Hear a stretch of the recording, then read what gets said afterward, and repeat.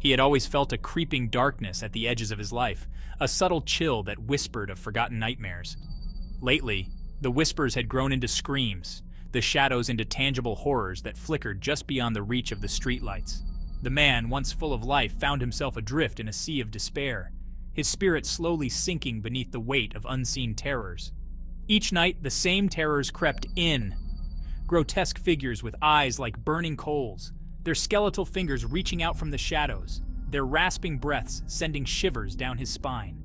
Sleep offered no escape, only a deeper descent into the abyss of his nightmares, where the ghastly apparitions grew bolder, their icy claws tearing at the remnants of his sanity. The man felt a cold dread grip his heart, an icy premonition that these visions were more than mere figments of a troubled mind. He felt hunted, stalked by something ancient and malevolent, something that reveled in his growing terror.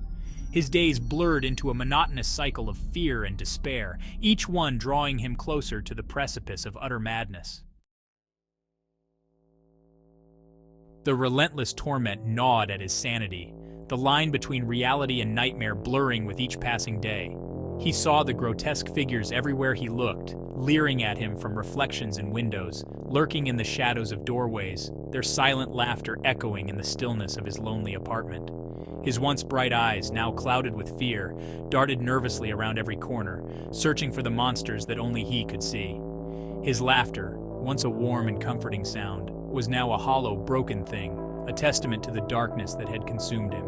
He was a prisoner in his own mind, trapped in a terrifying labyrinth of his own making.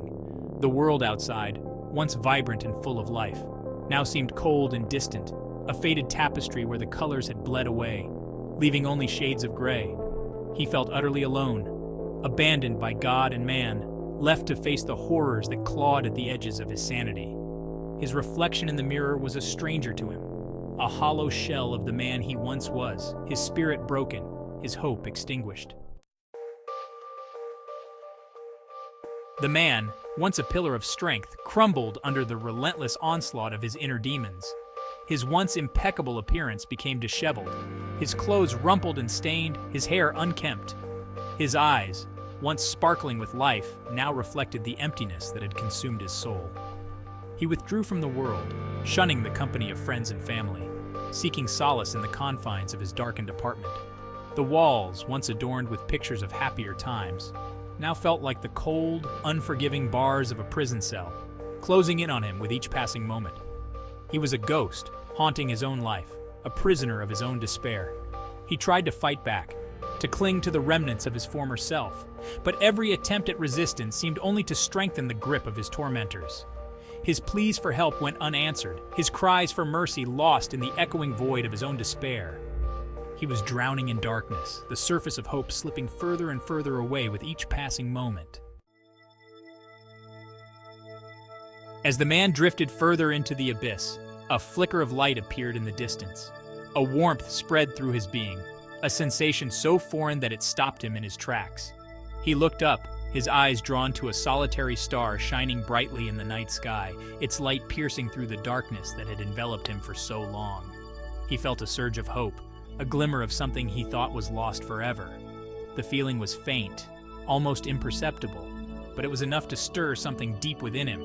A tiny ember of defiance, buried under the weight of his despair, began to glow, fueled by a power he couldn't quite comprehend. He closed his eyes, surrendering to the warmth that spread through him. As he did, a sense of peace washed over him, a tranquility he hadn't felt in what seemed like an eternity. He realized then that he was not alone.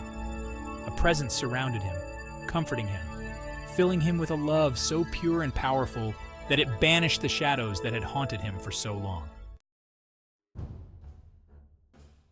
The man opened his eyes, and for the first time in what felt like an eternity, he saw the world with clarity. The grotesque figures that had tormented him were gone, vanished like nightmares upon waking. In their place was a world bathed in the soft glow of a new dawn, a world brimming with possibilities. He realized that his suffering had not broken him, but had instead forged him into something stronger, more resilient. He had stared into the abyss and emerged from the other side, forever changed by the experience, but not consumed by it. He had found redemption not in the absence of darkness, but in the heart of it. The man took a deep breath, filling his lungs with the crisp morning air. each breath a celebration of his newfound freedom. He had walked through the valley of the shadow of death and emerged on the other side, forever grateful for the darkness that had shown him the way to the light. He had found his purpose, to share his story, to be a beacon of hope for others lost in the darkness, to remind them that even in the darkest of nights, the dawn will always come.